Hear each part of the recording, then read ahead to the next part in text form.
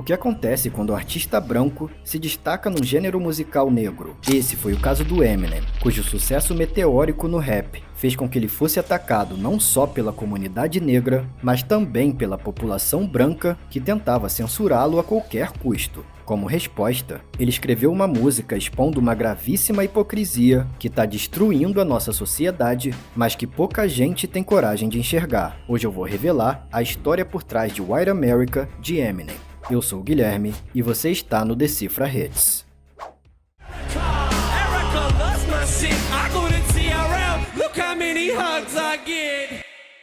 Será que a cor da minha pele está me beneficiando agora? Essa é uma pergunta que o próprio Eminem faz, e ele mesmo responde na sua música White America, que apesar de ter sido lançada há mais de 20 anos, está cada vez mais atual. Naquela época, quando chegou no auge da carreira, Eminem passou a ser alvo de ataques e cancelamentos vindo da comunidade negra, principalmente devido ao lugar de destaque que ele passou a ocupar no hip hop, que é um movimento cultural negro. Fazer rap, ele é branco, alemão, né? But he's white. He's white. Quem assistiu nosso vídeo sobre Cleaning Out My Closet sabe que o Eminem, apesar de ter nascido branco e de olhos claros, teve uma infância bem pesada, como a de muitos rappers negros da sua época. Além de morar dentro de um trailer em Detroit, uma das cidades mais violentas do país, o pai dele o abandonou quando ele ainda era um bebê. Isso fez com que o Eminem fosse criado apenas pela sua mãe, Debbie, que não só era narcisista, mas também viciada em remédios controlados e ainda o drogava colocando esses remédios na sua comida. A Debbie vivia de auxílio do governo e não pagava os aluguéis, então eles se mudavam de casa em casa sempre que eles eram despejados. Eventualmente eles se estabeleceram num bairro predominantemente negro de Detroit, onde o Eminem teve dificuldade para socializar, sofria bullying na escola devido à sua cor e foi até mesmo rotulado como deficiente mental por alguns professores. Ele acabou abandonando a escola, depois de repetir o 9º ano por 3 vezes. Mas o motivo das repetições nunca foi falta de inteligência, e sim porque ele começou a faltar às aulas após encontrar uma outra atividade que o trazia muito mais prazer e realização: as batalhas de rap. Naquela época, o único rapper branco que tinha chegado no topo das paradas era o Vanilla Ice, aquele mesmo do hit Ice Ice Baby.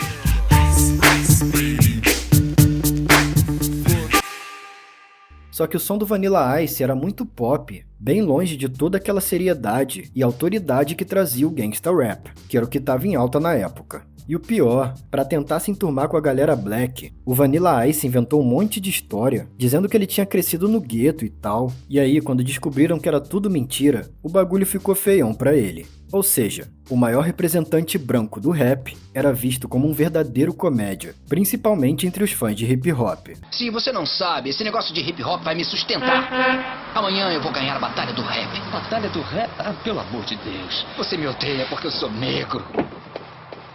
Então era esse estereótipo caricato que todo mundo esperava de um rapper branco na época, tá ligado? E isso não ia ajudar em nada para que o Eminem fosse bem recebido nas batalhas de rap. Pra quem não sabe, essas batalhas são uma forma muito boa de você mostrar o seu talento nas rimas e acabar sendo reconhecido por algum empresário. Tanto que muitos rappers de sucesso começaram assim, mas justamente por ser branco, o Eminem tinha muito receio de subir no palco pra rimar na frente da multidão. Um belo dia ele resolveu tentar a sorte, e mesmo com as mãos geladas de suor, com a garganta seca e com a barriga embrulhando de ansiedade, ele subiu no palco. Antes mesmo dele abrir a boca, a galera vaiou tanto, mas tanto ele, que ele pensou em ir embora e nunca mais voltar. Só que ele não desistiu, e assim que ele começou a rimar, todo mundo calou a boca e ficou em choque com as habilidades de rima do cara. Ou seja, obviamente não era questão de talento, isso ele tinha de sobra. A realidade é que a galera não se identificava com ele. E cara, isso faz muita diferença. Pra você ter uma ideia, até a 8ª série, que hoje é o 9º ano, né? Eu tinha muita vergonha quando os outros garotos da minha sala ficavam me zoando pela minha cor. Faziam piada de preto, essas coisas de moleque. Só que foi justamente na 8ª série que eu tive o meu primeiro contato com hip hop, em 2005, que foi quando um colega levou pra sala um Discman com CD do 50 Cent e me mostrou essa pedrada aqui, ó.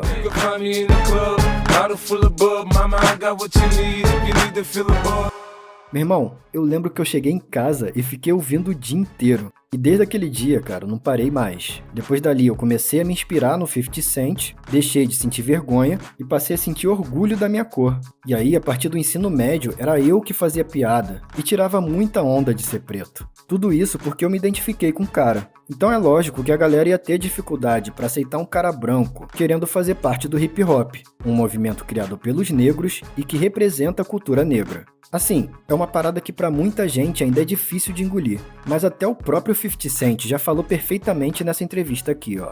Hip hop is black music, without question. And unfortunately for some people it's tough to accept that you got a white artist that does it better than black artists.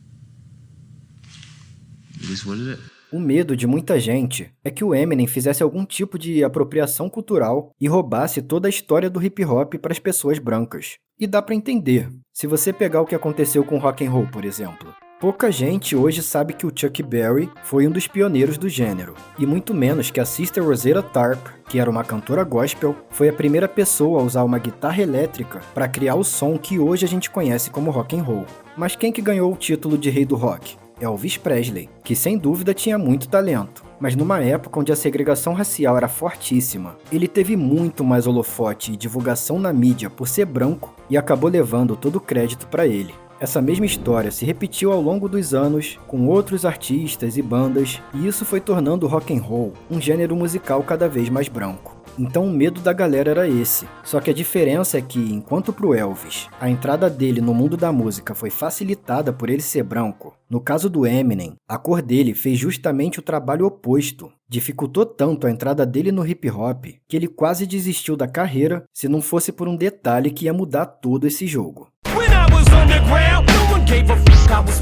Quando eu era desconhecido, ninguém dava a mínima se eu era branco. Nenhuma gravadora queria me assinar. Eu quase desisti. Até que eu conheci o Dr. Dre e ele foi o único a olhar além disso. Ele me deu uma chance e eu fiz ele decolar e voltar pro topo. Depois que o Dr. Dre assinou o Eminem e começou a produzir as músicas dele, o jogo virou completamente. Dr. Dre é um dos nomes mais respeitados do hip hop. Então ele ter apadrinhado o Eminem era quase que um passe, uma chancela, para que muitos negros que ainda estavam com o pé atrás pelo fato do Eminem ser branco, passassem a dar uma chance para ele. Um exemplo clássico é do rapper Ice Blue, dos Racionais MCs, que já falou abertamente sobre isso. Mas deixa eu mandar um negócio pra você. Você não gostava do Eminem porque ele era branco? Fala assim, o rap não pode ser feito por branco? Ah, já tem essa, já tem, não posso negar, né? Já vem com essa cisma, opa, mas já veio chancelado pelo Dr. Dre. Então, alguma coisa tem. Vamos respeitar. Mas o Eminem ainda precisava quebrar aquele estereótipo de rapper branco que o Vanilla Ice tinha criado. Ele precisava de alguma coisa além do talento dele para chamar a atenção da garotada adolescente. Foi aí que ele desenvolveu o seu alter ego Slim Shady, um personagem que ele incorporava para escrever letras com histórias extremamente malucas, violentas e agressivas. Toda essa fórmula fez com que o Eminem tivesse uma das ascensões mais meteóricas da história da música, batendo recorde de vendas em cada álbum que ele lançava e recebendo por várias vezes a maior premiação possível na indústria da música, o Grammy. Nem o próprio Eminem acreditava que ele chegaria a fazer tanto sucesso, como ele mesmo cantou em White America. Quem diria que eu, de frente pro espelho, jogando água oxigenada no cabelo e usando uma camiseta, seria lançado para a vanguarda do rap dessa forma? Pouca gente notou o cuidado que ele teve nessa linha para não usar a palavra hip hop, que é o movimento cultural. E ao invés disso, ele disse rap, que é o gênero musical pertencente a esse movimento. Durante toda a música, Eminem vai mostrando que ele respeita e entende perfeitamente o movimento em que ele está inserido, mas ao mesmo tempo, ele também reconhece o impacto que a sua cor tem na hora de vender discos. Vamos fazer as contas. Se eu fosse preto, eu teria vendido a metade, o que é de novo uma questão de identificação. Se um fã se identifica de alguma forma com o artista, mesmo que seja só por ter a mesma cor da pele, maior é a chance de apoiarem esse artista e comprarem os seus álbuns. E como a maioria do mercado consumidor de entretenimento nos Estados Unidos é branco, É neles que está o maior fluxo de dinheiro, e isso representa um potencial muito maior para vender álbuns. Com certeza existiam muitos pretos no underground que tinham tanto talento, e até mais do que o Eminem, mas que nunca foram conhecidos porque não foram encontrados pelo Dr. Dre ou porque não tinham um padrão de aparência do branquinho e loirinho que era vendido na virada do milênio. Outra coisa que ajudou a impulsionar o Eminem foi a MTV, que era quem mais estava investindo firme em divulgar esse padrão de aparência na época. Congratulations, Slim Shady's going to number 2 next week on the charts. That deserves a round of applause right there. With a little bit of help from MTV. Na MTV americana tinha um programa chamado TRL, Total Request Live, que o Eminem também menciona em White America.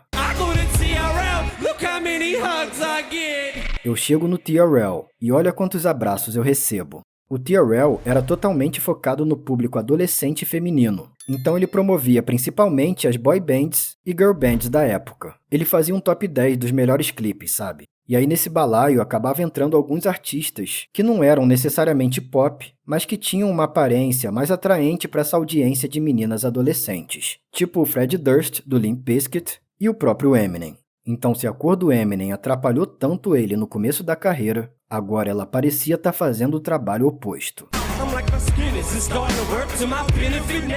Será que a minha pele está começando a trabalhar em meu benefício agora? Sim, até tava, mas logo depois, a cor da pele dele voltaria a trazer novos problemas. Muitas das adolescentes que assistiam religiosamente o TRL eram filhas de políticos e de gente muito poderosa do governo americano. E foi nessa que a coisa começou a ficar feia pro Eminem de novo. No dia 20 de julho de 2001, rolou uma audiência no Congresso dos Estados Unidos para discutir os limites da indústria do entretenimento. O Congresso estava muito bolado com o fato do Eminem ter sido premiado com um Grammy, e uma deputada chamada Barbara Lynn Cubbin disse o seguinte: quando você ouve letras sobre estupro ou matar sua mãe, a indústria da música deveria ficar envergonhada de que isso seja digno de premiação. A deputada confrontou a RIAA, que é a organização que representa e regulamenta a indústria da música americana, e propôs que eles aumentassem o controle e a censura das músicas que estavam sendo produzidas. O Eminem sabia que essa tentativa de censura era baseada no medo de que sua música influenciasse crianças e adolescentes, e que esse medo vinha de uma maioria de pessoas brancas e de classe média alta que nunca tinham ouvido falar de hip hop na vida até que seus filhos escutassem Eminem em casa. Como resposta, ele escreveu a música White America, escancarando toda a hipocrisia e ignorância da população americana. A música começa com uma exaltação patriota dos Estados Unidos, só que num tom bem sarcástico, típico do Eminem. Quantas pessoas têm orgulho de ser cidadãs desse belo país nosso, das listras e das estrelas, dos direitos pelos quais os homens morreram para proteger, pela liberdade de expressão que o governo dos Estados Unidos jurou defender, ou pelo menos é o que eles dizem.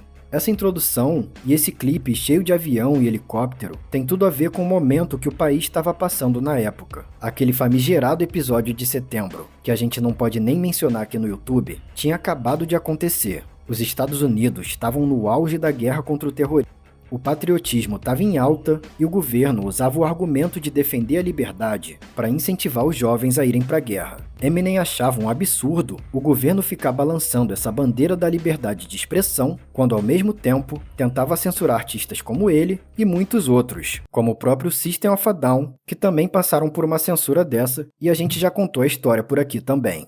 O próprio título já deixa muito claro quem é o alvo do Eminem nessa música: a América Branca, fazendo referência às famílias brancas dos subúrbios americanos, principalmente aos pais e às mães que se desesperaram quando seus filhos começaram a ouvir as canções do Magrelo Sombrio. Durante a música, ele cria dois personagens, Eric e Erica, para representar todos esses adolescentes que são seus fãs e que teoricamente seriam capazes de cometer crimes absurdos por serem influenciados pelas letras do Eminem. Inclusive, o próprio nome Eric também é uma forma de responder às diversas acusações de que as músicas de Eminem tinham influenciado aquele crime terrível que aconteceu na escola de Columbine, já que um dos atiradores se chamava Eric. era aquele mesmo papo torto que estava em alta na virada do milênio, de que os videogames influenciavam os adolescentes a cometerem crimes, sabe? E o rap sempre entrava nesse balaio. Para se defender, os artistas sempre faziam uma analogia com os filmes. Se é assim, por que é que diretores de filmes de terror, como Alfred Hitchcock e Stephen King, também não eram censurados? Os filmes deles também têm bastante sangue e violência, não é? Mas a realidade que ninguém conseguiu enxergar é que não foi a violência e as controvérsias nas letras do Eminem que fizeram os adolescentes virarem fãs. O buraco era bem mais embaixo, e o próprio Eminem explicou muito bem em White America. Veja, o problema é que eu falo diretamente com jovens de classe média que, de outra forma, jamais teriam conhecido minhas palavras, cujas mães provavelmente nunca teriam dado a mínima até eu criar tanta turbulência, saindo direto da TV, chegando nas suas salas de estar. Os jovens piraram quando souberam que eu fui produzido pelo Dr. Dre, e também se conectaram comigo porque eu me parecia com eles. Foi só isso que bastou, e eles ficaram viciados na hora. Os jovens brancos de classe média se identificavam com Eminem, e como os efeitos da segregação racial eram, e infelizmente ainda são, muito fortes nos Estados Unidos, muitos desses jovens poderiam se sentir errados ou deslocados ouvindo um artista negro, mas quando um artista branco chegou no auge do rap, ficou muito mais fácil para eles terem contato com esse gênero musical. Se liga só nessa visão do MV Bill. Eu, particularmente, acho o Eminem um dos maiores rimadores do mundo. Eu acho também. Eu acho ele muito bom. Ele acabou, assim como o Gabriel Pensador no Brasil, ele acabou levando o rap para um público que às vezes não tinha acesso, não curtia tanto, e acabou, através do Eminem, curtindo outros grupos. E através do Gabriel Pensador aqui no Brasil, conheceu o rap e depois foi buscar outros nomes também. E é assim mesmo, começa no Eminem e daqui a pouco tá colando o pôster do Tupac no quarto. E aí que os pais vão sentir o nego drama. Mas além dessa questão da identificação, também tem um outro problema de hipocrisia e racismo estrutural que o Eminem escancara no terceiro verso da música. Com certeza o hip hop nunca foi um problema em Harlem, apenas em Boston, depois que incomodou os pais de meninas entrando na puberdade. Tipo assim, vocês só têm problemas com hip hop agora porque seus filhos estão ouvindo, né? Porque enquanto o rap era, entre várias aspas, só uma música de preto e só tocava em bairros de preto como Harlem lá em Nova York, você estava um pouco se lixando pro que o rap representava e qual a mensagem que estava sendo passada. Mas depois que o rap chegou em cidades majoritariamente brancas como Boston, o hip hop do nada virou um problema? Lembrando que esse efeito vem acontecendo desde bem antes do Eminem. É só lembrar do caos que aconteceu na política depois que o NWA popularizou o gangsta rap e o governo inteiro queria censurar os caras. E é engraçado que aqui o Eminem fala de meninas entrando na puberdade, né? Porque aí entra outro detalhe que eu já ia esquecendo. Se pros garotos o Eminem gerava identificação, pra muitas garotas, o cara foi simplesmente o primeiro amor platônico da adolescência delas. E o desgramado sabia muito bem disso, cara. Porque é assim mesmo que ele começa o segundo verso. Olhe pros meus olhos azuis, baby. Azuis claros, iguais aos seus. Se fossem castanhos, o Shady perderia. Ficaria na prateleira. Mas o Shady é bonitinho. Ele sabia que suas covinhas ajudariam. Fariam as garotas suspirarem. Oh, baby, olha só o quanto eu tô vendendo. Quem conhece adolescente sabe que muitas vezes essa é a fase da subversão. Eles querem fazer tudo do contra. Parece até que é pra irritar os pais de propósito. No caso das meninas, também é a fase dos crushes. Elas vão começar a desejar o homem perfeito. E enquanto o hip hop só tinha artistas negros, essas menininhas poderiam até gostar. Mas de novo, por causa do racismo estrutural, a maioria delas não ia querer colocar o pôster de um rapper no quarto. E ia no máximo ouvir uma ou duas músicas escondidas. Queridinha, não tem ninguém perto. É.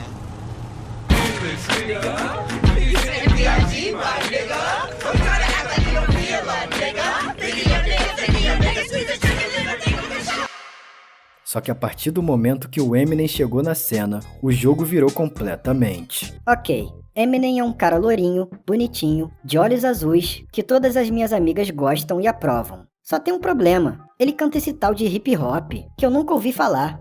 Mas peraí, quer dizer que a música dele tem um montão de palavrão? E ouvir isso irrita muito meus pais? Ah, então esse é o combo perfeito. Diferente dos artistas pop que apareciam nas salas de estar dos pais brancos americanos, sempre politicamente corretos e fofinhos, o Eminem era totalmente subversivo, do jeito que a garotada gostava, mano. Ele não tava nem aí, cara. Xingava todo mundo mesmo, falava palavrão, e todos os adolescentes amavam o cara. Então quem a América branca chamava de mau exemplo, agora tinha se tornado a inspiração dos seus filhos. O Eminem finaliza a música zombando dessa situação e jogando isso na cara da América branca, como uma forma de expor todo esse circo de hipocrisia de uma parte da sociedade que nunca se importou com hip hop, enquanto só haviam artistas pretos, mas ficaram em choque quando, através de um artista branco, seus filhos finalmente conheceram o rap.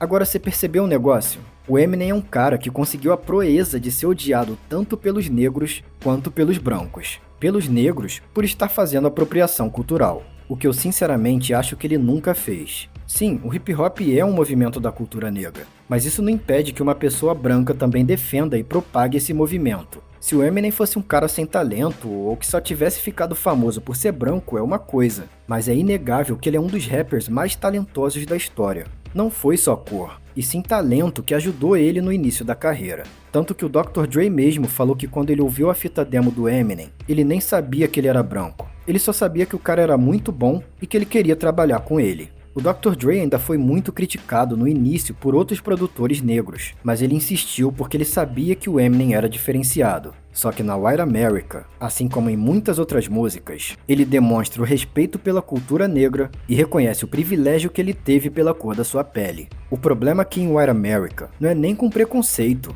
mas sim com a hipocrisia do americano médio. Justamente os brancos, que simplesmente não aceitam que os jovens gostem tanto dele. Ok, ele pode ter umas letras bem pesadas, com homofobia, misoginia, violência, mas como eu falei, esse é um personagem que ele fez. Ele precisou do personagem para chamar a atenção, mas o que realmente fez as pessoas se identificarem nunca foi o personagem, e sim o lado humano do Eminem. Quem acompanha o cara sabe que ele ralou muito na vida, é humilde pra caramba com os fãs, é um exemplo de pai, e é justamente isso que conecta com as pessoas. A realidade é que todo mundo deveria ter alguém quem se inspirar ou a quem seguir. Se os maiores gênios e líderes da história tinham alguém em quem se inspirar, por que é que você não teria? Já cansei de ver gente comentando em vídeo nosso, dizendo que tal música ajudou ela a lidar com uma perda na família, ou a lidar com a depressão. Cara, olha o tamanho do poder que a música tem. Então se a música de um determinado artista torna o seu dia melhor, ou te motiva de alguma forma, cai dentro mesmo. Isso pode fazer uma diferença do caramba na sua vida. Inclusive, foi justamente a vontade de analisar uma música do meu ídolo, 50 Cent, que me incentivou a criar esse canal. E isso mudou minha vida pra sempre. As pessoas não gostam do Eminem porque não se identificam com ele. E tá tudo bem, cada um vai ter seu artista favorito, seu ídolo. O importante é que, se você tem alguém que te inspira, acompanhe essa pessoa, escuta o que ela tem pra dizer. Pode ser que esteja nela a saída para o momento mais difícil da sua vida. Mas tem um detalhe, não seja burro e saiba separar o personagem da pessoa real. Imagina só se tu resolve se inspirar no maluco do Slim Shady. Você pode ficar obcecado igual o Stan e acabar cometendo um crime terrível só para chamar a atenção do seu ídolo. Esse tipo de fã obsessivo é tão perigoso que um deles já até colocou a vida do Eminem em risco há pouco tempo atrás. A gente já contou toda essa história nesse vídeo aqui. Clica aqui que a gente te espera por lá.